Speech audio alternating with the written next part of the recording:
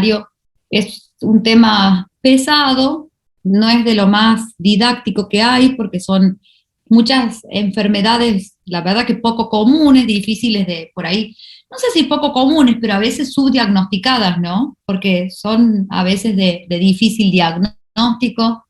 Se producen, bueno, algunas en la edad pediátrica, en los niños, algunos se producen en los pacientes adultos, diversas, tienen muchas por ahí manifestaciones clínicas, pero bueno, vamos a tratar de hacerlo lo más conciso posible, ¿sí?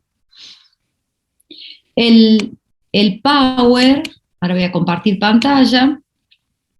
El Power, la verdad que es largo, voy a dar bien todas las cosas puntuales, yo después se lo subo completo, no hay problema, ustedes saben que yo después se lo subo, pero bueno, vamos a tratar de hacerlo lo más conciso posible, porque si no es una mezcla de cosas que por ahí es difícil de entender. Vamos a empezar por enfermedad poliquística o enfermedad quística renal, que es un poquito más corta y un poquito más fácil que lo que es tubulopatía, ¿sí? Así que bueno, vamos a empezar. Miren que voy a compartir aquí.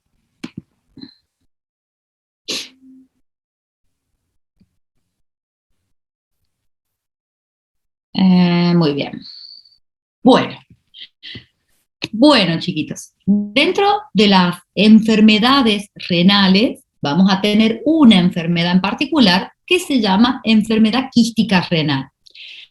Esta enfermedad quística renal puede ocurrir que tengan quistes renales en un riñón o en ambos riñones.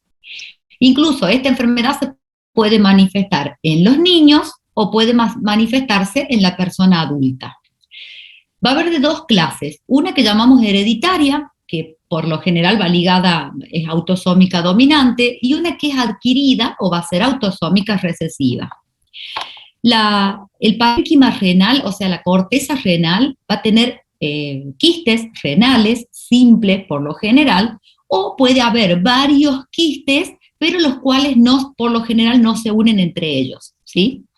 Los quistes van a variar en número, en tamaño, pueden estar distribuidos en toda la corteza renal o afectar una parte del parénquima renal. Pueden estar o no asociadas a algunas enfermedades metabólicas, ahora vamos a ver cuáles son, y pueden también estar asociadas a la enfermedad poliquística renal a un aumento en la incidencia del tumor renal, de un tumor renal maligno, que es el tumor de Wills, ¿sí? Ustedes ya lo conocen. Lo conocen por anatomía patológica. Entonces, dijimos que la enfermedad quística renal va a comprender varias patologías o un espectro amplio por ahí de patologías en las cuales vamos a dividir en hereditarias y no hereditarias. O sea, las hereditarias van a ser autosómicas dominantes y las adquiridas van a ser autosómicas recesivas, ¿sí? Para poder tener una clasificación. Entonces vamos a tener que dentro de las hereditarias vamos a tener la enfermedad quística, la enfermedad poliquística renal, que va a ser autosómica dominante, la poliquística renal autosómica recesiva, la que va a estar asociada a otras enfermedades hereditarias, como son la esclerosis tuberosa, que se va a acompañar de tumores benignos en piel y en cerebro, y en el cerebro van a producir convulsiones. Ustedes eso, no sé si lo vieron en algún... Es una enfermedad rara la esclerosis tuberosa. Si bien los tumores son benignos, hay tanta cantidad de tumores que eso es lo que le da la malignidad a la patología, ¿sí? Y a otros síndromes un poco más raros. Las enfermedades no hereditarias, va a estar el quiste simple, los quistes que están asociados con la insuficiencia renal en los pacientes que están en diálisis, muchas veces el riñón atrófico, una vez que el paciente empieza a dializarse, forma quistes, ¿sí? Nada, son quistes benignos. Otras enfermedades metabólicas, como por ejemplo las que están inducidas por las hipopotasemias, algunos tóxicos, la displasia renal multiquística y el riñón esponja, que lo vamos a ver en un ratito, ¿sí? La verdad que son enfermedades bastante, no es lo más común, no es lo más común, ¿sí? ¿Cómo se desarrollan los quistes? Bueno, los quistes se desarrollan en principio por el epitelio renal. Estos van a ir aumentando de tamaño, van a producir destrucción del parénquima renal, lo que va a llevar a una insuficiencia renal. Por lo general, cuando estos quistes son bilaterales en ambos, o sea, que ocupan ambos riñones, pueden llevar al paciente a que necesite sustitución de la función renal, o sea, que necesite hemodiálisis. Por lo general pueden ser de inicio tardío o de inicio temprano. Los tardíos van a ser los que son dominantes, o sea, la autosómica dominante, y la de inicio temprano, la que es autosómica recesiva. Bueno, esta es la fotito de una anatomía patológica donde vemos que está, miren, no se puede, la verdad que distinguir nada, ninguna parte sana del parénquima renal de la cantidad de quistes que tiene totalmente su arquitectura, ¿no? Reemplazada por los quistes renales. Muy bien, ¿qué podemos decir de la enfermedad poliquística autosómica dominante? Bueno, es una de las principales causas de insuficiencia renal crónica hereditaria, ¿no? Hereditaria. Es una enfermedad, por supuesto, de carácter autosómico, eso ya lo dijimos, y miren, se transmite en el 50%, tiene una transmisión muy alta, ¿sí? Y de penetrancia del 100%, en los nacidos de padres que tienen la enfermedad, ¿no? ¿Qué características va a tener esta enfermedad? Bueno, va a tener aparición de quistes progresivos en el epitelio tubular renal, va a haber incremento gradual del número y el tamaño de esos quistes. Luego, como el parénquima se va reemplazando por estos quistes y se va destruyendo, va a haber pérdida progresiva del flujo sanguíneo y de la función renal. El riñón va a quedar reemplazado por estas formaciones quísticas y va a haber daño renal con algunas complicaciones como lo son la hipertensión arterial y la insuficiencia renal. ¿Por qué digo la hipertensión arterial? Porque esta es una de las características que hay otras enfermedades poliquísticas que no se acompañan de hipertensión arterial, ¿sí? Y puede haber quistes en otros órganos como lo son el hígado y el páncreas. Es común de que encontremos quistes en otros órganos de la economía. Vamos a dividirla en 3 tipos, una tipo 1, una tipo 2 y una tipo 3. Va a depender de la proteína y el gen que estén involucrados en cada una. La verdad que es un estudio cromosómico que es para dividir la proteína y el gen que está mutado, que está realmente involucrado, pero macroscópicamente y clínicamente es difícil saber cuál es de estos tipos es la que tiene el paciente, ¿sí? Si voy muy rápido me paran, ¿eh? ¿Qué manifestaciones clínicas vamos a tener de estos pacientes? Bueno, dolor lumbar. ¿Por qué hay dolor lumbar? Es muy común, ustedes vieron que la lumbalgia es un motivo de consulta muy común en los pacientes, en la guardia, en el consultorio, es muy común que los pacientes lo tengan. Y el dolor lumbar se acompaña del crecimiento del tamaño del riñón. Como hay formaciones quísticas, va a tener aumento de tamaño y por eso va a haber dolor lumbar. Va a haber hematuria, puede haber proteinuria, nunca van a llegar casi al rango nefrótico, pero puede producirse. La hipertensión arterial, que es un factor que está presente casi en un 60% de los pacientes, puede haber litiasis renal, como ya dijimos, va a haber insuficiencia renal, caída del flujo sanguíneo renal y caída del filtrado glomerular, por supuesto porque no hay glomérulos, o sea, el parénquima renal va a estar totalmente reemplazado por estas formaciones quísticas. Puede haber infecciones urinarias también. Muy bien, ¿qué manifestaciones extrarrenales puede haber? Quistes hepáticos, ya los dijimos, quistes pancreáticos también puede haber anomalías valvulares como válvula bicúspide aórtica, por ejemplo, en un 25% de los pacientes, puede haber aneurismas cerebrales, puede haber divertículos de colon, hernias abdominales y disección de aorta, que van a ir todas acompañando a las manifestaciones extrarrenales. Ay, perdón, me pasé. Bueno, ¿cómo se va a hacer diagnóstico de esta enfermedad? Y bueno, a veces, la verdad que a veces termina siendo un hallazgo, ¿no? En los pacientes adultos. En los pacientes pediátricos ahora vamos a ver qué pasa y en los neonatológicos también. Bueno, el diagnóstico se debe sospechar cuando hay clínica compatible con alguno de estos, de los hallazgos que habíamos nombrado. El diagnóstico lo vamos a confirmar con una imagen. Por lo general, la primera imagen que podemos tener o que llegamos a tener es una ecografía, porque la ecografía es uno de los métodos más baratos, más económicos y más accesibles que hay. Y vamos a ver el parénquima renal, donde tenemos la corteza, todo lo que está periférico es la corteza, esta zona central que es la médula y la aparición de todas estas formaciones quísticas, anecogénicas, ¿sí? De pared fina. Muy bien. ¿Cuál es el tratamiento? Bueno, vamos a tratar los síntomas los signos y síntomas que va a producir la enfermedad, ¿no? La hipertensión arterial la vamos a tratar con IECA o ARA. Dentro de los IECAS, bueno, hay enalapril, el que ustedes quieran. Dentro de los ARA, si el paciente no tolera IECA, también podemos darle losartán, valsartán, a las dosis que el paciente vaya necesitando según el grado de hipertensión que tenga. El manejo del dolor se puede hacer en una primera instancia, uno trata de evitar los AINES, ¿sí? ¿Por qué tratamos de evitar los analgésicos no esteroideos? ¿Se acuerdan? ¿Por qué en el riñón que está dañado no le damos? ¿Alguien se acuerda? No, bueno, les queda de tarea. Porque puede producir esclerosis de la arteria renal y llevar a una insuficiencia renal.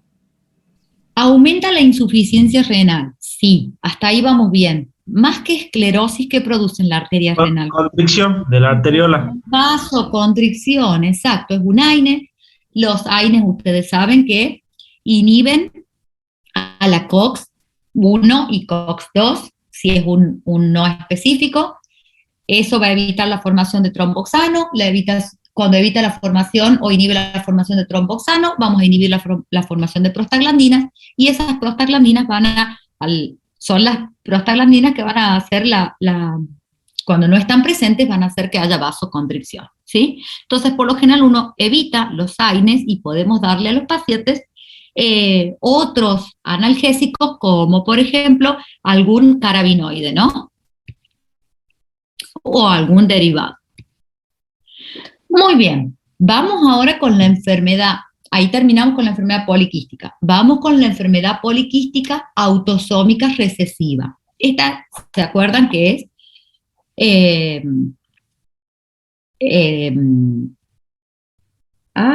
Bueno. Adquirida. Me voy a volver a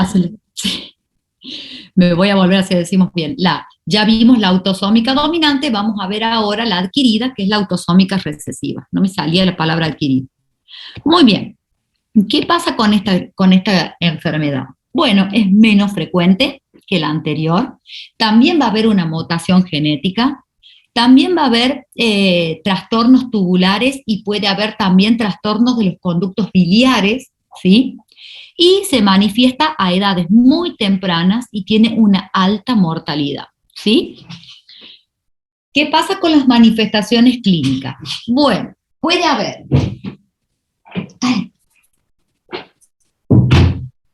Como se manifiesta a muy temprana edad, ¿sí? A veces puede haber muerte intrauterina, por ejemplo, porque las mamás, o sea, el niño, al tener la poliquistosis, el feto, puede producir oligoamnios, ¿sí? Entonces, por lo general, va a ir acompañado muchas veces de la muerte prenatal del feto, ¿sí?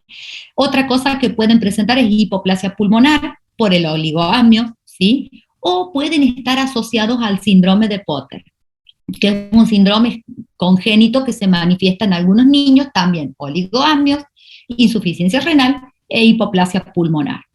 Y si el paciente, o sea, si el niño sobrevive al periodo neonatal, puede presentarse con insuficiencia renal leve y progresiva, ¿sí? Leve y progresiva, con proteinuria, con anemia, con grado variable de hipertensión arterial, ¿sí? Eso se lo dejamos para los pediatras, que ellos lo manejan mucho mejor que nosotros.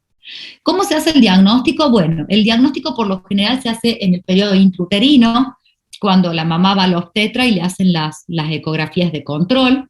El diagnóstico por lo general es ecográfico. Lo otro que va a haber, que es muy común de ver, es el oligoamnios, como lo habíamos dicho recién, y no se olviden de la hipoplasia pulmonar. Puede haber hepatomegalia, puede haber dilatación de los conductos biliares. Bien, criterios diagnósticos. Si se diagnostica de acuerdo a los hallazgos ecográficos o si se diagnostica de acuerdo a los signos y síntomas que tenga el paciente. ¿Qué vamos a encontrar? Bueno, si es en la infancia, riñones con aumento de tamaño, la ecogenicidad aumentada en la diferencia córtico-medular, puede haber alguna apariencia macroscópica de quistes en los túbulos y puede haber también, no se olviden, dilatación de conductos biliares. Si es en los niños y jóvenes, va a haber riñones aumentados de tamaño, muy ecogénicos, ¿sí? Y va a haber macroquistes, o sea, ya los quistes van a ser bien visibles. Y tiene que tener uno de los siguientes signos clínicos para decir que hay este tipo de enfermedad en los criterios diagnósticos, ¿sí? Puede haber signos clínicos o de laboratorio de fibrosis hepática, de hipertensión portal, como lo son la varices esofágicas y la hepatoesplenomegalia. Anomalías en el desarrollo de los ductos, de los conductillos hepáticos, ausencia de quistes renales en los dos padres, que se hace también por ecografía. Puede que haya cosanguinidad, o sea, que los padres sean parientes, ¿sí? O que tenga un hermano que ya tiene la enfermedad diagnosticada, o sea, que ya tenga un hermano que tiene la enfermedad. Miren cómo se ve realmente, no se ve ni un glomérulo, ¿sí? Se ve todo el parénquima reemplazado por todos estos septos de los quistes. ¿Esa es una biopsia, doctora? Sí, es una biopsia, ¿sí? Es una biopsia. Muchas veces le pueden hacer nefrectomías directamente, ¿sí? Nefrostomías, perdón. O sea, sacar el riñón si es muy grande o si tiene muchos quistes, ¿sí? Más que todo cuando los riñones son muy grandes o tienen un tamaño muy, muy grande. Bueno, tratamientos. La verdad que es todo un tema primero que el niño sobreviva y segundo, ver el tratamiento que se va a hacer. Si el niño nace con la enfermedad y tiene alteración de la función renal, se puede hacer diálisis peritoneal en los niñitos recién nacidos en su primera etapa. Segundo, si los chicos tienen el riñón muy aumentado de tamaño, se puede hacer la nefrectomía unilateral o bilateral, dependiendo si afecta uno o ambos riñones. Y lo otro es tratar la hipertensión arterial si la tiene, tratar la insuficiencia hepática si la tiene, y tratar todos los factores que van a desencadenar todas las complicaciones de esa insuficiencia hepática y de esa insuficiencia renal, como por ejemplo lo son la coagulación, el hemograma, la anemia, elevación de transaminasas, bueno, y por ejemplo si tienen varices esofágicas también tendríamos que tratarlas. Manejo inicial, IECA o ARA si están hipertensos, confirmar o no, o mejor dicho sería descartar que no tenga procesos infecciosos, porque es muy común de que tengan complicaciones infecciosas, evitar AINES, evitar fármacos nefrotóxicos como lo son los aminoglucósidos, cafeína, los bloqueantes cálcicos, bueno, en fin. Y bueno, la verdad que el pronóstico no es de lo más alentador, ¿no? Acá verán que la mortalidad es bastante alta en estos pacientes que son a edad temprana, ¿no? A edad temprana. Bueno, esto es lo que ya hemos hablado, los genes que producen toda la enfermedad, yo se los dejo, ustedes los leen, la verdad que nadie les va a ir a preguntar qué locus de qué gen va a producir la enfermedad poliquística, ¿no? pero sí saber que hay una autosómica y una recesiva. Otra enfermedad que produce quistes renales es la displasia renal multiquística.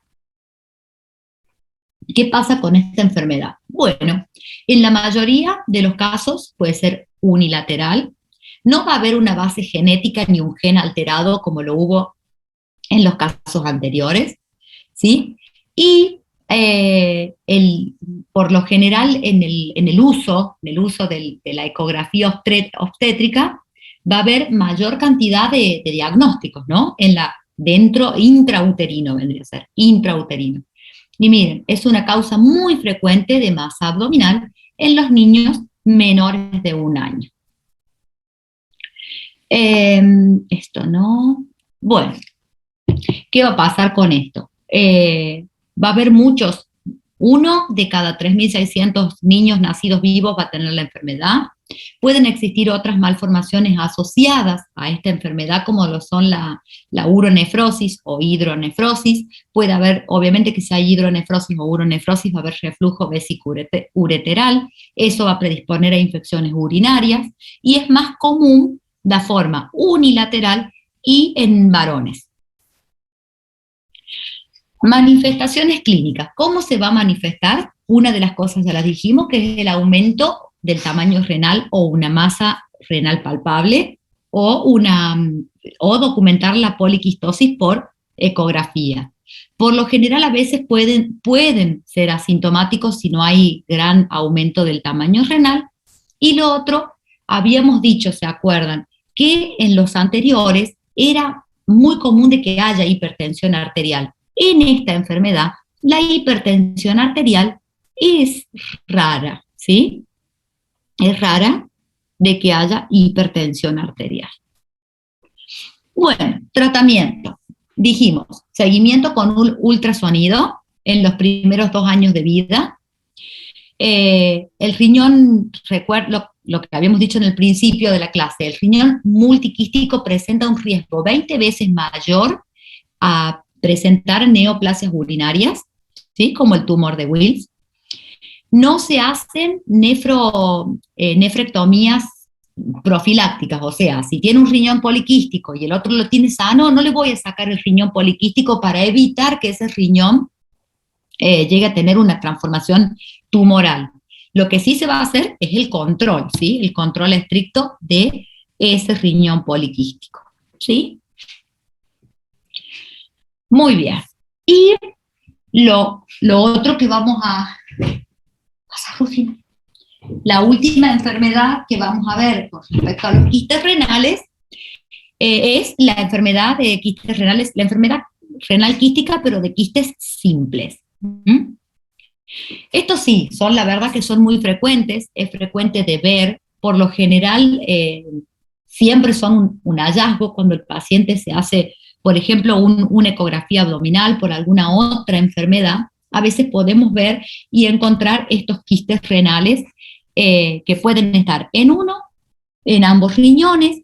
Por lo general no van a ser multiquísticos los riñones, podemos encontrar 1, 2, 3 quistes, pero nunca todo el parénquima renal afectado por los quistes, ¿sí? Son quistes simples, como dijimos, o sea que los quistes van a tener una pared fina, no van a formar conglomerados de quistes y no van a estar unidos entre ellos, ¿sí? Pueden manifestarse por dolor, pueden manifestarse con hematuria, y pueden manifestarse también con hipertensión arterial y pueden producir obstrucción pielocalicial de forma secundaria al quiste. Bueno, el tratamiento de estos pacientes va a ser tratar el dolor, se pueden usar AINES para este dolor, o pueden usarse opiáceos siempre que sean de forma temporal, ¿sí? Porque produce mucha adherencia los opiáceos. ¿Sí?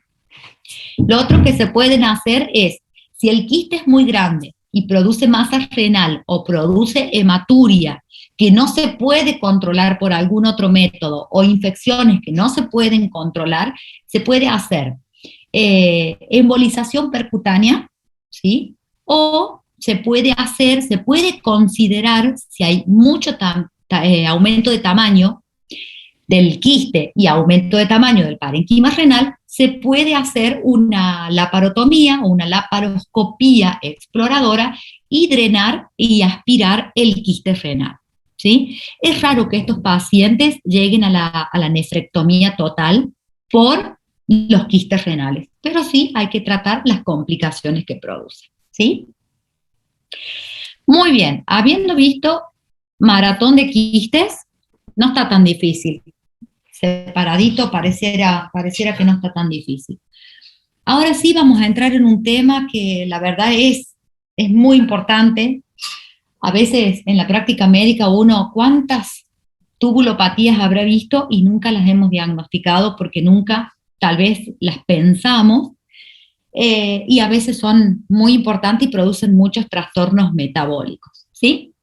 Vamos a hablar un poquito de las enfermedades tubulares renales propiamente dichas, o sea, las enfermedades que afectan el túbulo renal. Las glomerulopatías ya las vimos. Las glomerulopatías las vimos en la clase anterior conmigo, o sea, hace 15 días atrás, así que no nos vamos a dedicar a ver glomerulopatías, solo tubulopatías vamos a ver hoy, ¿sí? Tanto las primarias como las secundarias. Ahora vamos a ver cómo las vamos a clasificar. Hay muchas enfermedades que producen trastornos metabólicos o trastornos de alguna sustancia, del carrier de alguna sustancia renal, por disfunción del túbulo. Vamos a tratar de dividirlas de varias formas para que sea más fácil identificarlas, ¿sí? Podemos dividirlas en las primarias, que son en general las que van a tener un carácter congénito, ¿sí? O hereditario, y las secundarias, que son secundarias a otra enfermedad o, por ejemplo, a la administración de un fármaco o de un tóxico. Y vamos a tener eso por un lado. Por otro lado, podemos decir que las tubulopatías se pueden dividir en simples o en complejas. Simples van a ser aquellas que tengan el transporte de una sola sustancia alterado. Y las complejas, las que tengan varias sustancias que no puedan transportar el túbulo, ¿sí? ¿De qué otra forma podemos clasificarlas? De acuerdo al tipo patogénico de la enfermedad, o sea, de acuerdo a cómo afecta el túbulo. Por ejemplo, podemos decir que las que afectan o los que tienen trastornos en la reabsorción tubular, los que tienen trastornos en la secreción tubular y los que tienen trastornos de alguna hormona. Ahora vamos a ver cuáles son, pero por lo general son las hormonas antidiuréticas, ¿sí? Entonces, de acuerdo a lo que reabsorbe, de acuerdo a lo que secreta y de acuerdo si tiene algún transporte hormonodependiente. Entonces, no se asusten, es una clasificación muy larga, pero nosotros la vamos a hacer más cortita.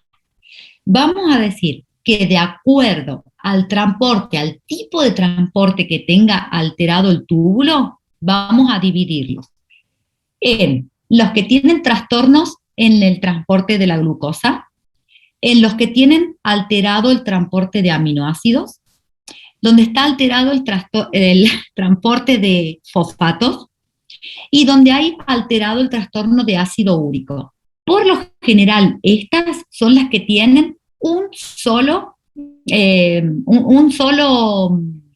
sola sustancia alterada.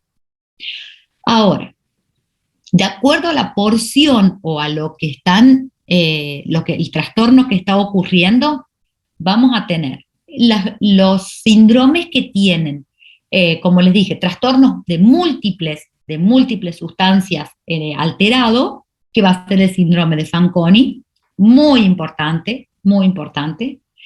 Los que regulan el equilibrio ácido-base, donde vamos a tener las acidosis tubulares, ahora las vamos a ver, que son 3, la tipo 1, la tipo 2 y la tipo 4.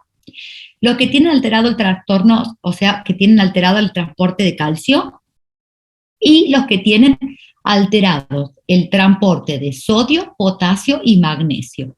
Dentro de estos, muy importante, síndrome de Gordon, síndrome de Batten el síndrome de Hittelmann, que lo deben haber sentido nombrar, y el síndrome de Leer. Y la última, que es el hormono dependiente o las que son dependientes del agua, que son las diabetes insípidas, que puede ser nefrogénica o puede ser de carácter central. ¿Sí? Tranquilísimo. Tranquilísimo. Muy bien. Ay, perdón. Bien, vamos ahora a la zona del túbulo alterada. Ustedes se acuerdan que el túbulo renal está formado por varias porciones, que son el túbulo proximal, el asa de Henle y el túbulo distal. Entonces, si lo que está alterado es la parte proximal, vamos a tener todos estos, que uno de los más importantes van a ser el síndrome de Fanconi y la acidosis tubular. Ahora los vamos a ver de todas formas a todos. Si las alteraciones están en el asa de Henle, vamos a tener síndrome de Vater, síndrome de Hittelmann como los más representativos, ¿sí? Y si está alterado el túbulo distal, las acidosis tubulares distales y las acidosis tubulares hiperclorémicas. Bien, vamos por el principio. Voy a volver acá. Perdón. Entonces, vamos a ir ahora de acuerdo al transporte que está alterado. Vamos a empezar por los que están asociados al trastorno en el transporte de la glucosa. Y dentro de estos vamos a tener la glucosuria renal. Esto es un defecto, la glucosuria renal va a ser un defecto en la reabsorción de glucosa en el túbulo renal y va a estar definida por 3 criterios, que son glucosuria constante, glucemia normal, utilización normal de los hidratos de carbono y ausencia de otra anomalía tubular. Entonces, 4 cosas que no me puedo olvidar. ¿Por qué no me lo puedo olvidar? Porque por lo general, cuando un paciente va al médico y ve que tiene glucosuria, ¿qué es lo primero que investigamos? Diabetes. Diabetes, por supuesto. Por lo general, el paciente con diabetes no va a tener una glucemia normal, la va a tener elevada. No va a tener una utilización normal de los hidratos de carbono, ¿sí? Y, bueno, lo mismo van a tener que constatar de que no tenga una anomalía tubular. Bueno, dentro de la etiopatogenia de la glucosuria renal va a ser un defecto hereditario, autosómico dominante. El defecto va a estar en la reabsorción de glucosa en el túbulo renal y lo que sucede es que hay una disminución en el umbral de la excreción de glucosa que va a ser mayor a 180 miligramos por decilitro, por lo cual va a dejar pasar la glucosa por el túbulo y va a haber glucosuria renal.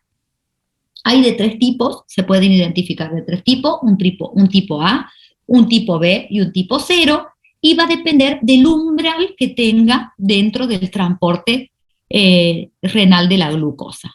Pero por lo general se va a manifestar, por supuesto, por la glucosa en orina.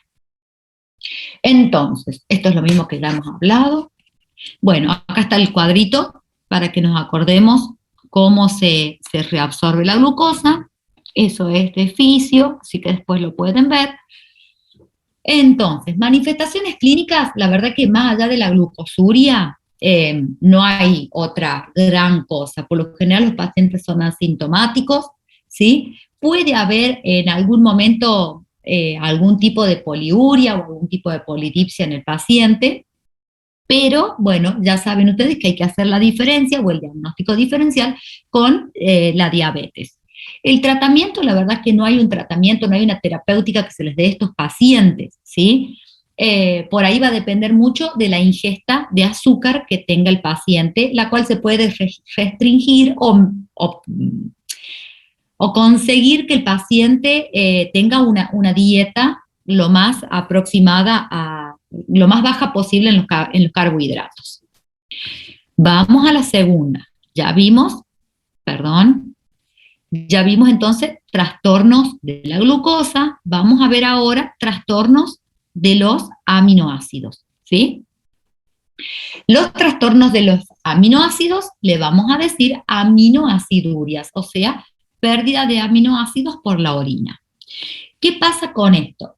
Estos aminoácidos van a ser filtrados por el glomérulo, se deberían reabsorber con normalidad, pero en el túbulo proximal estos aminoácidos no van a poder ser normalmente excretados, y estos aminoácidos que se van a excretar por el túbulo, por lo general son la histina, la glicina y la serina. ¿Qué va a pasar con estos aminoácidos que pasan a través del túbulo? O sea, no pueden ser reabsorbidos a través del túbulo. Bueno, si es lisina, arginina o este tipo de aminoácidos, más bien, yo no me recuerdo si son esenciales, sinceramente.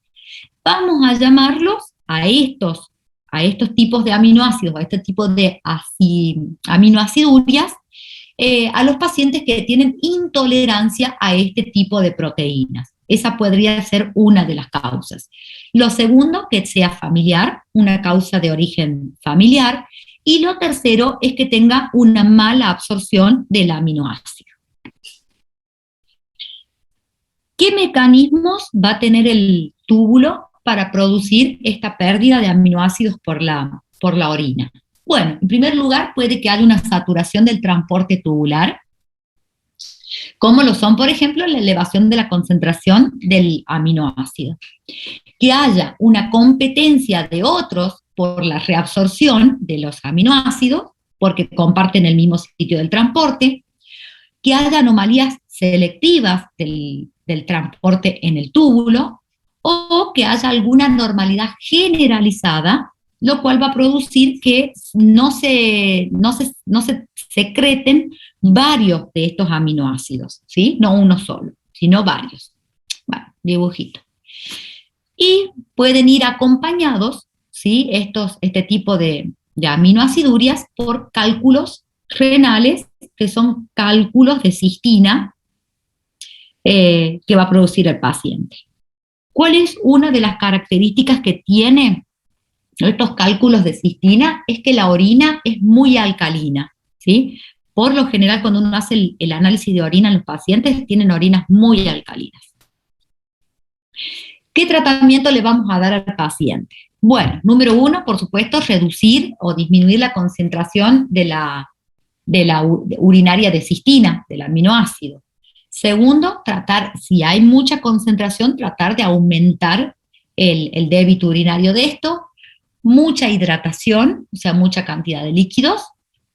Que se aumente hacerla más soluble a la cistina en la orina, como por ejemplo con el citrato de potasio, o aumentar la reabsorción en el túbulo proximal, que eso también se puede hacer con una dieta y dándole la glutamina.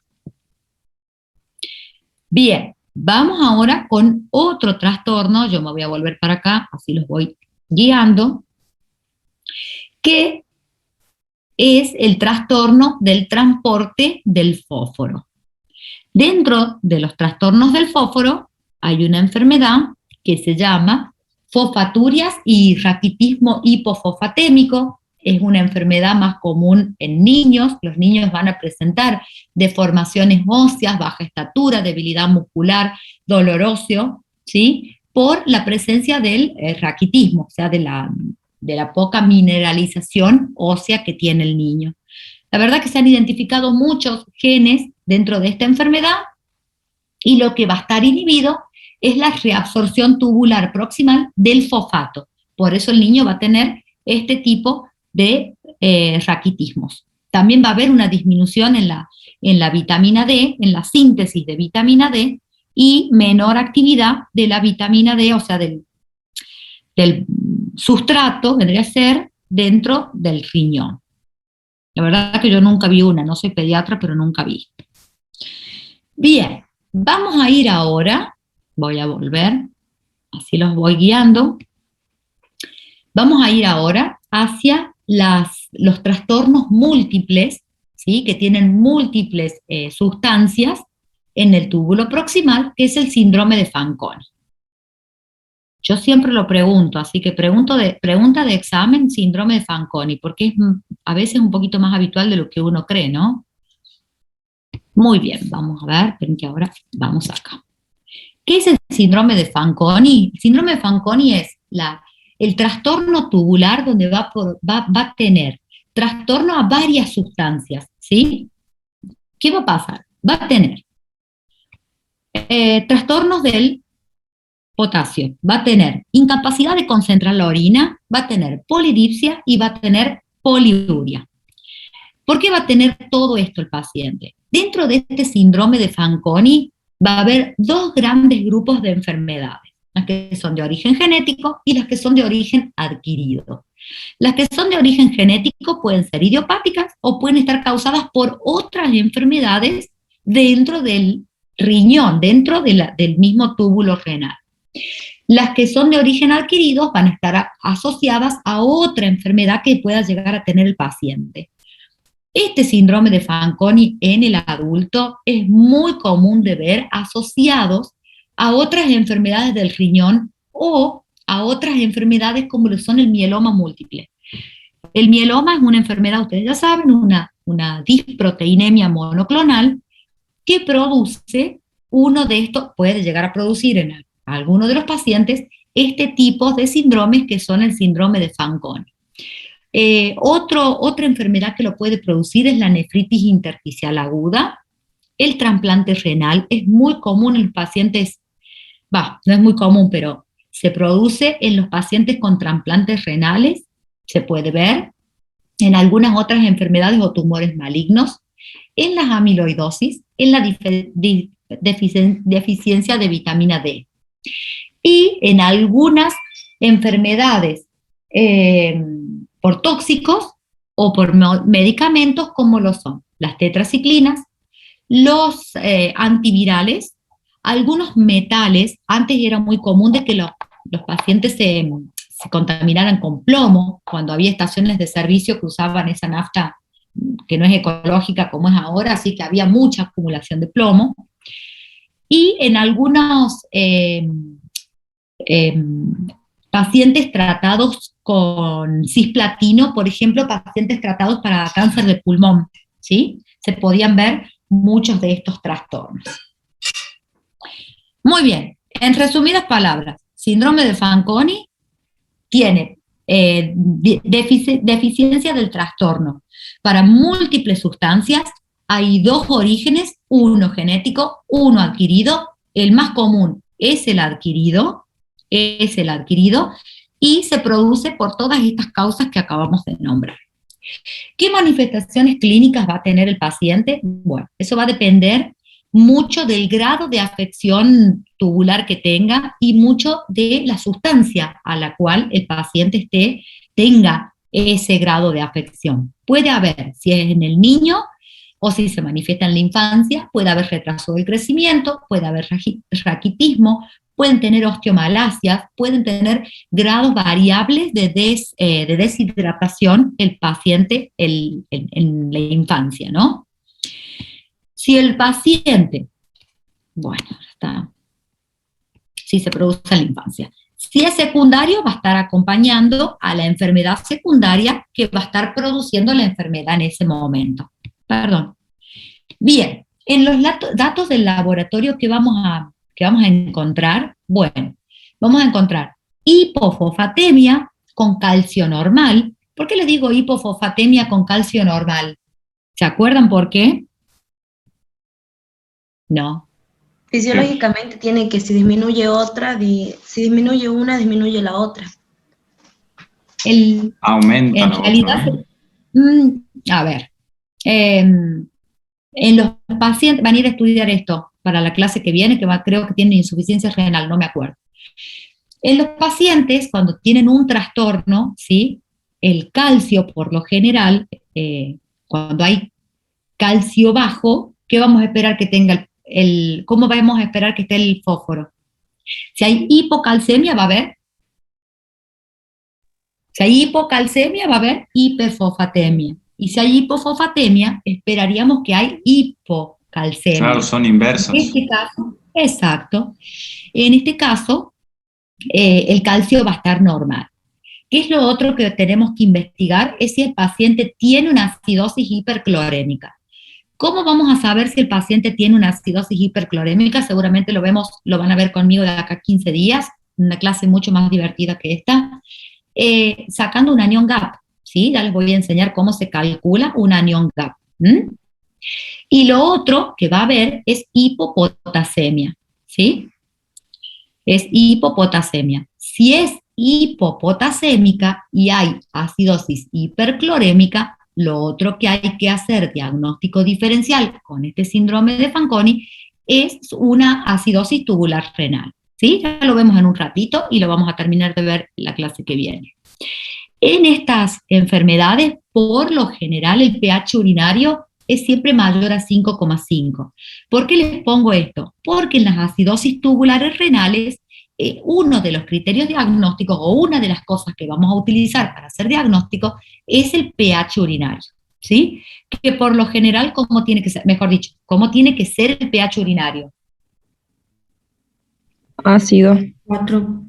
Ácido, siempre menos de 5,5, ¿sí? Muy bien. Tratamiento, no hay un tratamiento específico. Al paciente le vamos a aportar la sustancia que tenga el trastorno o que esté disminuida. Por lo general le vamos a dar cloruro de sodio, potasio, fósforo y bicarbonato por vía oral. Los pacientes que tienen tratamiento con síndrome de Fanconi, que son niños, por lo general saben que toman la medicación, toman el mineral, mejor dicho, la sustancia que tengan la deficiencia, por lo general lo tienen que tomar toda la vida, ¿no?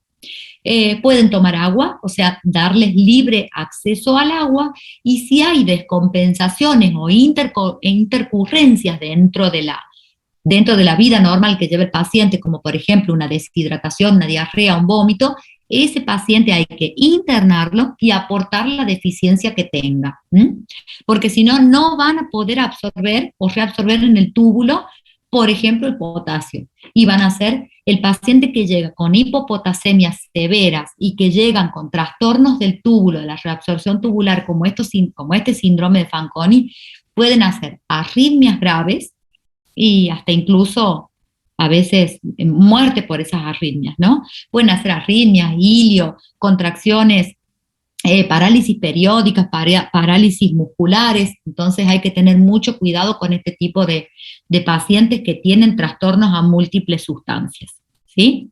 Y siempre acordarse de que hay que tratar la causa siempre y cuando el paciente la tenga. Si tiene un mieloma, tratar el mieloma. Si tiene una disproteinemia, tratar la disproteinemia. Si tiene una infección, tratar la infección. Si es por tóxicos, retirar el tóxico. Si es por drogas, tratar de retirar la droga nefrotóxica que esté causando este trastorno tubular, ¿sí? Muy bien, vamos a ir ahora de nuevo arriba. Vamos a ir con las acidosis tubulares renales, que las tenemos aquí, ¿sí? Con las acidosis tubulares renales. Ahora vuelvo. Espérenme, no me acuerdo dónde estábamos. Aquí. Muy bien. Yo les había dicho, las acidosis tubulares renales por lo general se representan como un síndrome clínico que se caracterizan por acidosis metabólica hiperclorémica. Eso va a significar que para hacer el diagnóstico, como les dije hace un ratito, de estas enfermedades, vamos a necesitar hacer algunos cálculos renales, que los vamos a ver la clase que viene, no se vuelvan locos, que uno de esos cálculos se llama anion gap, ¿sí? Es una formulita, nada. Es una formulita que involucra al sodio, al potasio y al bicarbonato medido en plasma. Eso se suma y se resta, y la suma y la resta de eso no debe superar el más menos, o sea, o mayor o menor de 10, el coeficiente que eso nos da, ¿sí? Bueno, ¿cuál es el defecto? El defecto que tienen los pacientes con acidosis tubulares renales es un defecto por lo general a la reabsorción del bicarbonato, ¿sí? O porque no pueden reabsorber el bicarbonato, entonces se quedan ácidos, o porque no pueden excretar los hidrogeniones y también se quedan ácidos, ¿sí? ¿De qué va a depender que se quede con los hidrogeniones o que no pueda reabsorber bicarbonato? Bueno, va a depender de la clasificación, que nosotros tenemos 3 categorías para decir, o 3 formas de estas acidosis tubulares renales. Decimos que la acidosis tubular proximal, o sea, donde está involucrado el túbulo proximal, le vamos a decir de tipo 2. Vamos a tener afección del túbulo distal o tipo 1, y la que cursa con calcio alto, perdón, con potasio alto o tipo 4. ¿Por qué les digo que cursa con potasio alto? Porque las otras 2 cursan con potasio bajo, o sea, con hipopotasemia, ¿sí? Bueno, dentro de estas podemos tener la acidosis tubular renal, puede producirse. Vamos a tener una primaria o idiopática, una esporádica o transitoria, por ejemplo, la que es producida por algún tóxico o alguna droga, una que es de transmisión hereditaria, las formas secundarias, las formas asociadas al síndrome de Fanconi, porque tienen, por ejemplo, no solamente afectado el bicarbonato y los hidrogeniones, sino que tienen alguna otra sustancia. Entonces, por eso decimos síndrome, que están asociadas al síndrome de Fanconi. O asociadas a los trasplantes renales, a la deficiencia de vitaminas o a los síndromes nefróticos. Las acidosis tubulares distales o de tipo 1, ¿qué querés? No, estoy dando clase. Las acidosis tubulares distales o de tipo 1 también vamos a tener la primaria, vamos a tener las esporádicas, las de transmisión, sí, no, las que son de transmisión hereditaria, las que son secundarias y las que están dadas por medicamentos o tóxicos. Muy común de ver, es muy común de ver en los pacientes que están tratados con anfotericina B. La anfotericina B es una droga, es un medicamento antimicótico que existe en el mercado habitualmente de 2 tipos. Una que es una molécula muy grande y la otra que es una molécula más chica que decimos que es liposomal. Esta que presenta una molécula muy grande, Francisco, para, estoy dando clase, amor, chao. Esta que produce, que no es liposomal, tiene una molécula muy grande y por lo general puede producir no solamente estos trastornos, sino que también pueden producir insuficiencia renal. Y la acidosis tubular de tipo 4, que va a estar asociada al hipoaldosteronismo, sea primario o secundario, a los pseudo-hipoaldosteronismos, no se vuelvan locos que los vamos a ver la clase que viene, algunos medicamentos, como por ejemplo los medicamentos que están asociados al potasio, ¿sí? ¿Qué significa? Por ejemplo, la espironolactona, que es un diurético, un diurético ahorrador de potasio, el triamtireno, que también es un diurético ahorrador de potasio, algunos IECA, como el captopril, no se usa demasiado, no se usa casi, y la indometacina, que es un AINE. Muy bien, vamos a empezar con la acidosis tubular proximal, que es la de tipo 2, ¿sí? Muy bien, ¿qué podemos decir de la acidosis tubular proximal? Primero que la primera característica es que hay una acidosis que va a ser hiperclorémica. Y esto va a ser secundario a la deficiencia en la reabsorción del bicarbonato. Segundo, el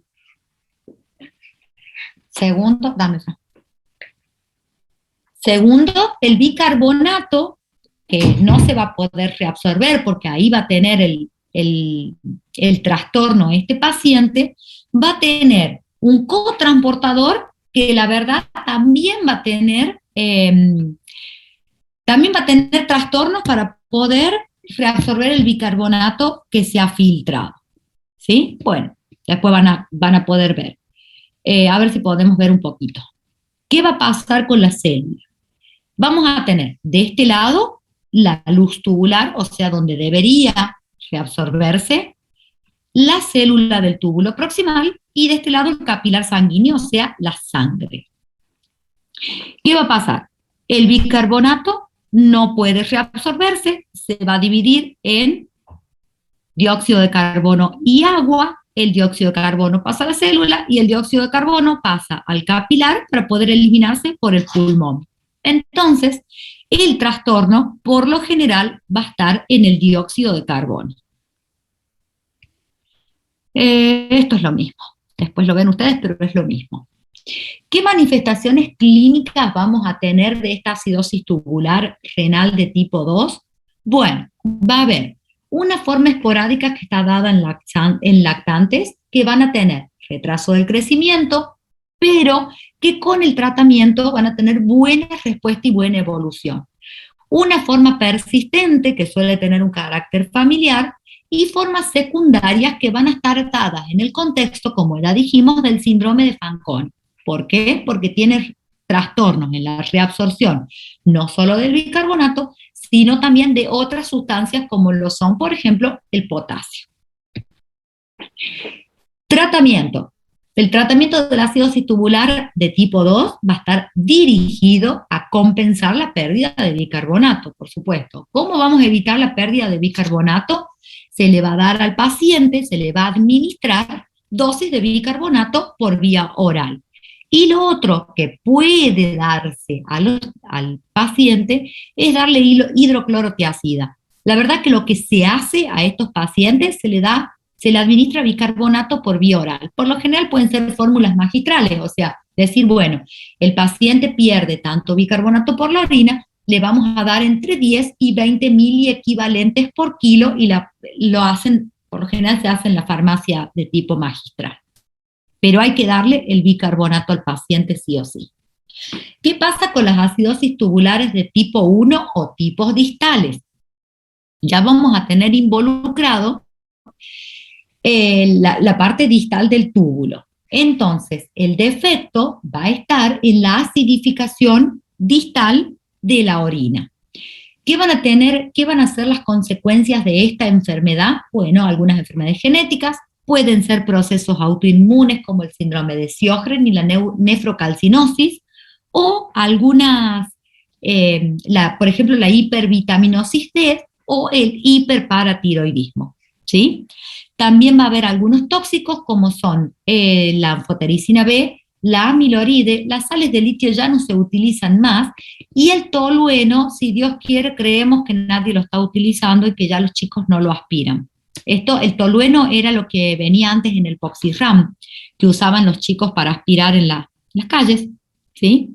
Para producir alucinaciones. ¿Cuál? Doctora, Sí. ¿habría alguna forma, o si se diferencian tanto la tipo 1 con la tipo 2, con el pH urinario? Con el pH urinario, sí. Ahora Sí. vemos en el cuadrito. Ah, Ya bien. lo vemos todos juntos, así no te lo explico ahora, ya lo vemos a todos juntos, ¿sí? Listo. Bien. Entonces, espérenme. Administración, acá. Muy bien. Entonces, ¿qué va a pasar con esta acidosis tubular renal? El principal defecto que va a tener es la secreción de hidrogeniones, o sea, la ganancia de ácidos. El paciente, en vez de perder bicarbonato, va a ganar ácidos, ¿sí? ¿Qué manifestaciones clínicas vamos a tener en este tipo de pacientes? Bueno, ya dijimos que podía ser idiopática, familiar y todo lo demás. Los pacientes por lo general pueden tener, si son lactantes, van a tener retraso del crecimiento, van a tener ese retraso del crecimiento, cuando uno les da tratamiento desaparece, ¿no? Y empiezan a tener un crecimiento más bien normal, ¿sí? Pero por lo general lo que más se ve en los niños y en los infantes es el retraso del crecimiento. Y en las que son transmitidas de forma autosómica recesiva va a haber retraso mental, retraso del crecimiento, va a haber anomalías oculares que puede haber nistagmos, catarata y glaucoma. En los pacientes que nacen con este tipo de enfermedades, ¿sí? Son enfermedades que por ahí son un poco difíciles de diagnosticar, ¿no? Pero los pacientes que tienen este tipo de patologías, como lo son el glaucoma, el retraso mental y la catarata, y son recién nacidos, ¿sí? ¿Con qué lo van a asociar ustedes? ¿Se acuerdan quién produce este tipo de patologías? Diabetes gestacional. No tanto, es infecciosa. La produce un parásito que lo transmite el gato. Toxoplasmosis. La toxoplasmosis, muy bien, muy bien. Bien, ¿qué anomalías o qué manifestaciones clínicas vamos a tener? Bueno, confusión mental, disminución del estado de conciencia, deshidratación, fatiga, puede haber taquipnea, puede haber taquicardia, osteomalasias, o sea, los huesos muy, muy frágiles, fracturas patológicas, raquitismo, bueno, en fin, dolor y debilidad muscular por la ganancia de ácidos, ¿sí? Entonces, ¿cómo vamos a hacer diagnóstico? Ante la sospecha de un paciente que tiene acidosis metabólica hiperclorémica que se acompaña de potasio normal o potasio bajo, se va a hacer, primero, diagnóstico diferencial con las pérdidas de bicarbonato. Segundo, vamos a tener que medir en la orina la excreción de bicarbonato para ver si está normal o si está disminuido. Otra cosa que se va a hacer es elevar la cantidad de bicarbonato del paciente en la orina, ¿sí? En la sangre. Y se va, para poder medirlo después de hacer la primera medición en la orina para ver si se está perdiendo por orina. Y lo segundo es infundir una cantidad específica y medida de bicarbonato para poder mantener la bicarbonatemia, o sea, el bicarbonato en sangre, dentro de lo esperado o dentro de lo normal, que sería entre 22 y 24 miliequivalentes por litro, porque si no el paciente va a terminar con por supuesto, con una acidosis metabólica, que es de donde lo queremos sacar. ¿Qué va a haber en el laboratorio? Número 1, ya lo dijimos, acidosis metabólica hiperclorémica. Va a haber hipopotasemia o a veces potasio normal. Y para responderle al niño que me había preguntado, el pH urinario es más de 5,5. O sea que la orina va a ser alcalina. ¿Por qué? Porque el paciente tiene ganancia de ácidos, o sea, tiene ganancia de hidrogeniones, ¿sí? Entonces, orina con pH aumentado, acidosis metabólica hiperclorémica y potasio bajo o a veces potasio normal, pero por lo general el potasio es bajo. ¿Qué tratamiento le vamos a hacer al paciente? Ya lo dijimos, hay que administrar bicarbonato, sacarlo de la acidosis metabólica. Hay que, luego cuando el paciente en la internación se lo va a hidratar, se van a poner soluciones fisiológicas, se va a medir el volumen urinario y el balance hidroelectrolítico. Se va a medir la cantidad de potasio y se va a aportar potasio si es necesario. Y lo tercero es cuando el paciente se va de alta, se va a administrar potasio y bicarbonato por vía oral, ¿sí? Vamos con la última, la acidosis tubular renal de tipo 4 o hiperpotasémica. ¿Por qué le vamos a decir hiperpotasémica? Porque las otras dos o tenían potasio normal o tenían potasio bajo.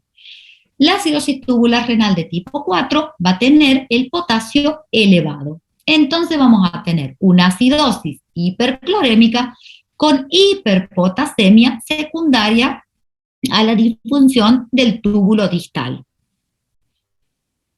¿Qué manifestaciones clínicas nos va a dar? Bueno, en los pacientes puede haber pacientes que tengan hipoaldosteronismo primario, pueden tener hiporreninemia o insuficiencia renal, va a dar confusión, disminución del estado de conciencia, deshidratación, fatiga, dolor muscular, osteomalasias también, y va a haber taquipnea. ¿Por qué va a haber taquipnea en los pacientes que tienen acidosis metabólica? Para compensar. Exacto, lo voy a encontrar con una frecuencia respiratoria de 30, un bicarbonato de 10, y los voy a encontrar con un pH de 7,1, ¿sí? Entonces, para tratar de compensar, y seguramente la CO2 de ese paciente va a ser muy baja, por ahí tienen 15, 20 de presión parcial de dióxido de carbono en los gases en sangre, ¿no? Justamente para eso, para poder compensar. Muy bien, diagnóstico. Primero, lo que ya dijimos, debe sospecharse en cualquier paciente que tengan cuadros de acidosis metabólica, que tengan hipercloremia y que tengan un anion gap urinario positivo. No se vuelvan locos, que ya les dije que vamos a ver todas las formulitas en la clase que viene, ¿sí? Entonces, y que tengan hiperpotasemia. Si el paciente tiene acidosis metabólica, hiperpotasemia y anion gap alto, podemos sospechar de que tiene una acidosis tubular renal. No confundirse con otro diagnóstico diferencial con estas tres cosas que son la insuficiencia renal. Para que el paciente tenga insuficiencia renal, ¿qué deberíamos tener alterado también? ¿Qué tienen alterado los pacientes con insuficiencia renal? ¿Tienen acidosis metabólica? Sí. ¿Tienen hiperpotasemia? Sí. ¿Tienen bicarbonato bajo? Sí. ¿Y qué más tienen? Aumento de urea y creatinina. Aumento de urea y creatinina, perfecto. Tienen disminuida la función del riñón. Muy bien. ¿Qué tratamiento le vamos a dar a estos pacientes? También se le va a dar, administrar bicarbonato de sodio, bicarbonato de sodio, o sea, vamos a administrar bicarbonato por vía oral, y si el paciente tiene trastorno de los mineralocorticoides, para compensar el hipoaldosteronismo, ya sea primario o secundario, que lo vamos a ver en la clase que viene, cuáles son las causas, se lo va a tratar con la fludrocortisona, que se da por vía oral, ¿sí? Ahora, si el paciente tiene ambos trastornos, tanto de mineralocorticoides como de glucocorticoides, le vamos a dar los dos, fludrocortisona más un corticoide como por ejemplo la prednisona o hidrocortisona por vía oral, ¿sí? Pero siempre que haya hipoaldosteronismo primario o secundario. Si no, solamente le voy a aportar perdón, el bicarbonato por vía oral. Bueno, acá les traje un cuadrito, después ustedes lo ven. Esto tiene una animación, chicos, pero acá en la computadora, en el Zoom, no sale nada. Yo después se los bajo para que ustedes se acuerden.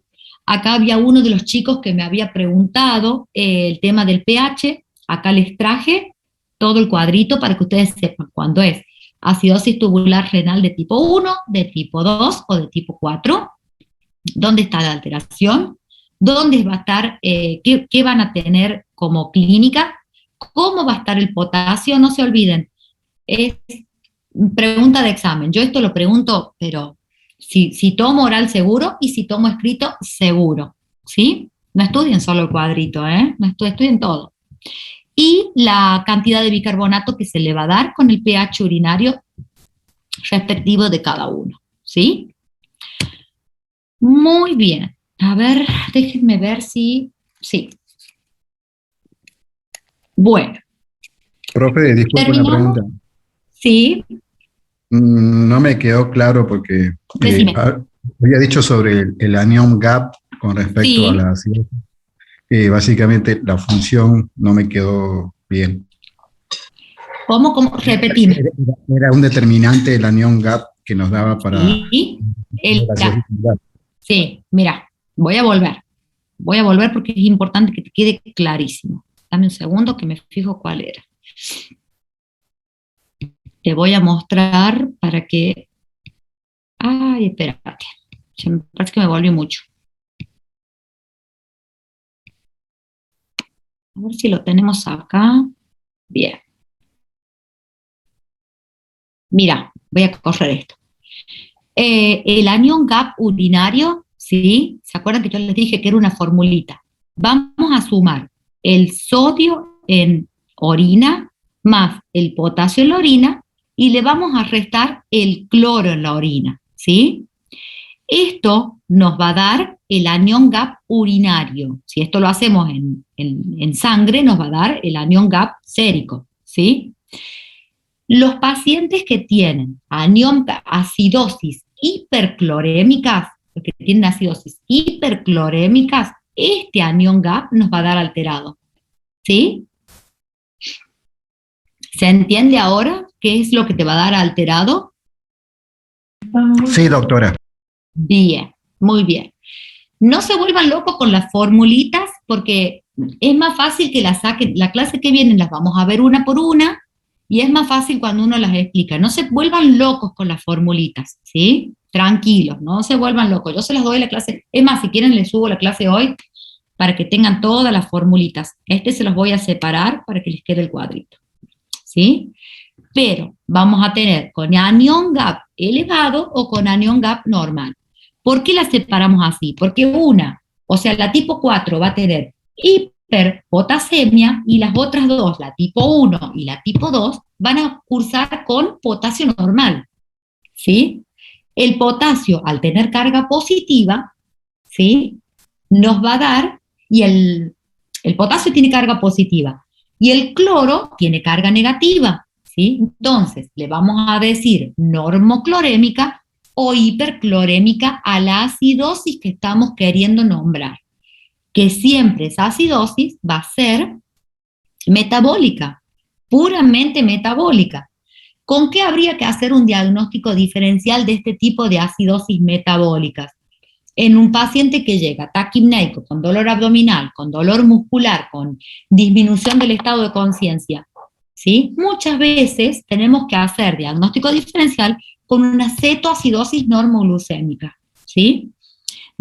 Se los iba a decir la clase que viene, pero no importa. ¿Dónde tenemos cetoacidosis normoglucémicas o en qué pacientes se producen las cetoacidosis normoglucémicas?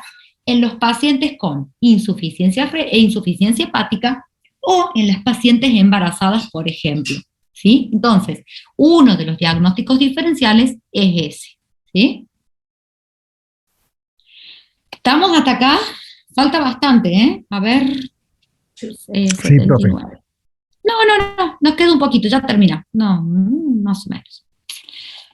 Bueno, nos faltan algunos tipos de síndromes que también afectan los túbulos renales y que también cursan con trastornos metabólicos o con trastornos de alguna sustancia.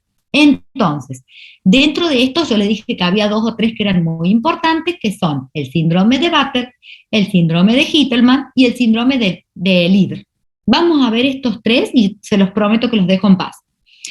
Dejo de hablar de sustancias y de todo esto. Entonces, ¿qué va a pasar con este tipo de síndromes? En el síndrome de Batten vamos a tener acidosis metabólica, hipocalcémica, sería hipopotasémica, para que sea más fácil decirlo, hipopotasémica, y va a estar dado por hiperaldosteronismo con tensión arterial normal. ¿Qué significa esto? Que va a estar alterado el metabolismo del potasio, el metabolismo de la aldosterona, pero la tensión arterial en estos pacientes por lo general es normal. ¿Por qué pasa esto? ¿Por qué sucede esto? ¿Sí? Porque el transporte, esto es luz tubular, esto va a ser la porción de la asa de Henle, o sea, la célula, y esto va a ser la sangre, o sea, el capilar. ¿Qué va a pasar? Va a venir, está dentro del síndrome de Batten, vamos a tener la célula normal, el carrier normal, va a tener el sodio, el potasio y el cloro. ¿Qué va a pasar con este? No va a meter el potasio, porque ese es el trastorno que produce, y al no meter el potasio nos va a dar la alcalosis hipopotasémica. Por lo general, dentro de estos síndromes que tienen alcalosis metabólica e hipopotasemia, por lo general también cursan con depresión de volumen. ¿Qué significa? Que los pacientes cursan con deshidratación, ¿sí? ¿Por qué? Porque no pueden meter, el problema está en que no pueden meter dentro de la célula el potasio que queda en la luz tubular, ¿sí?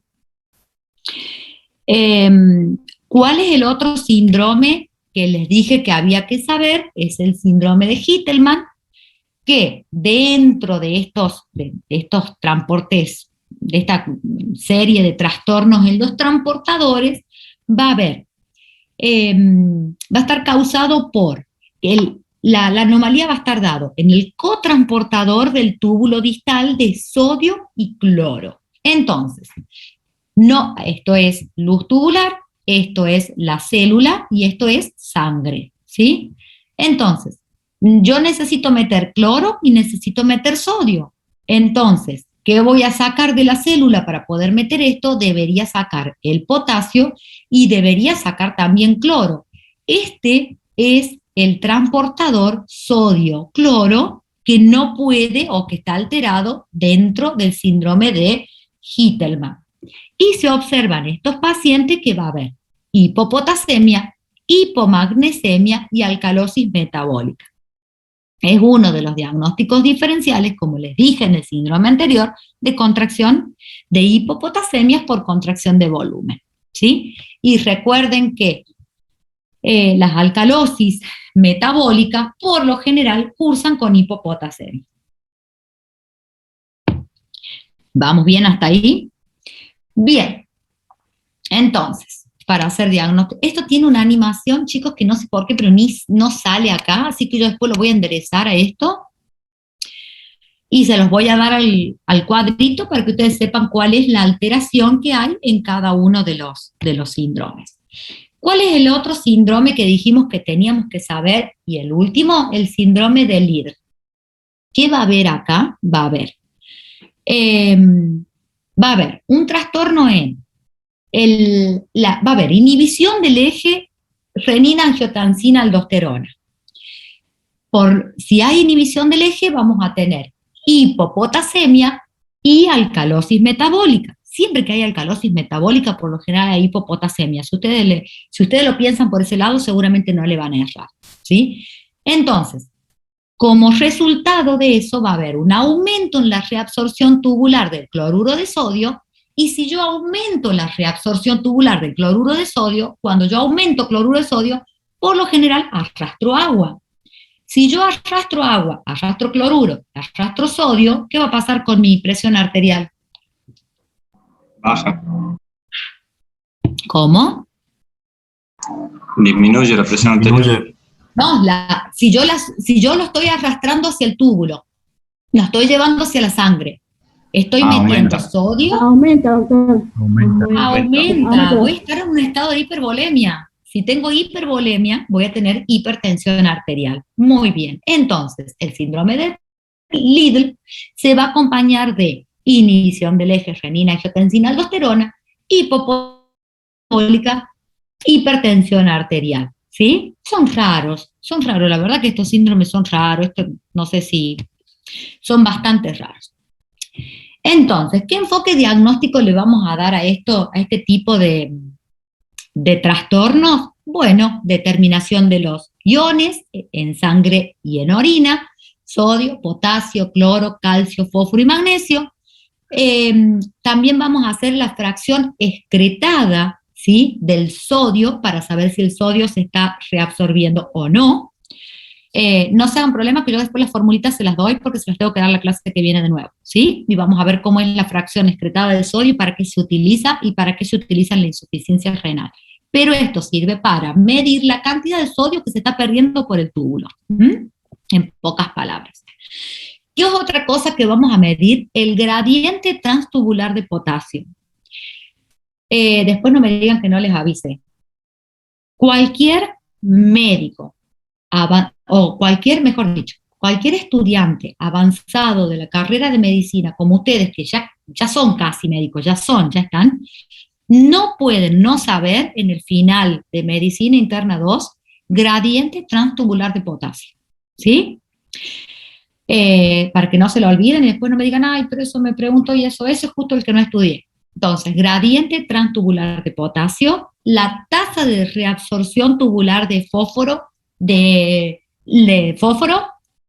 tenemos que saber la fracción excretada de sodio, Y lo otro que vamos a hacer es ver si tiene otros componentes la orina, como lo son la glucosuria y las proteinurias, para diagnosticar, o mejor dicho, para hacer diagnóstico diferencial con otros procesos como los que vimos primero, las aminoacidurias y la glucosuria renal benigna, que ustedes saben que no produce nada.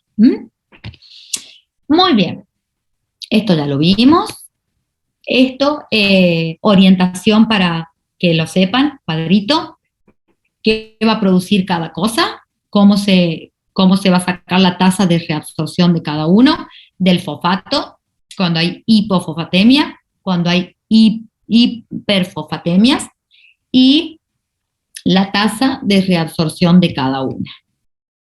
Esto es lo mismo, esperen que esto también, de magnesio no lo vamos a ver, porque lo vemos la clase que viene, por eso no se los doy ahora, porque si no se les va a hacer un lío. Y esto no lo tenemos que ver. Muy bien. Las vimos a todas. Esperen que quiero... No tienen que ver renovascular hoy. Chiquitos, ¿qué nos queda pendiente de hoy? Nos quedan pendientes los trastornos hormonodependientes, que son las diabetes insípidas. La diabetes insípida, ustedes, como se los dije al principio de la clase, hay de dos tipos. Che, no los veo. ¿Dónde están? ¿Se fueron todos? ¿O soy yo? No, doctora. Tengo un problema con la tecnología. Entonces, como les dije al principio, estoy en la pieza de mi hijo porque no tenía otro lugar. Como les dije al principio, las diabetes insípidas podemos tener de dos tipos: las diabetes insípidas centrales o las diabetes insípidas nefrogénicas. Como la clase que viene, yo sigo con este tema, preferí dejar diabetes insípida, que es corto, no es un tema muy largo, pero como va acompañado con las formulitas que yo les expliqué recién, se los voy a explicar la clase que viene. No es que no lo van a tener al tema. ¿Cómo? No lo... Por eso no lo voy a dar ahora, porque quiero que lo sepan y quiero que sepan calcular cómo se saca, ¿sí? Por eso no se los voy a dar ahora, porque quiero que ya sepan sacarlo con la formulita para que lo tengan para el futuro. Por eso no damos hoy diabetes insípida. Bueno, chicos, hicimos una maratón de acidosis tubular y de tubulopatías. ¿Alguna duda? No, doctora. No, doctora. No, bien. No, doctora. ¿Seguro? Bueno, entonces nos vemos en 15 días, porque la próxima clase la tienen con la doctora Carla. Ya vienen temas más divertidos, quédense tranquilos. Les va a quedar un tema aburrido que es conmigo la clase que viene, pero ya vienen temas más divertidos. Bueno, Lo mismo, esto es muy lindo. Okay. Chao, chiquitos, nos vemos en 2 semanas. Doctora. Chao, Chao, doctora. Gracias.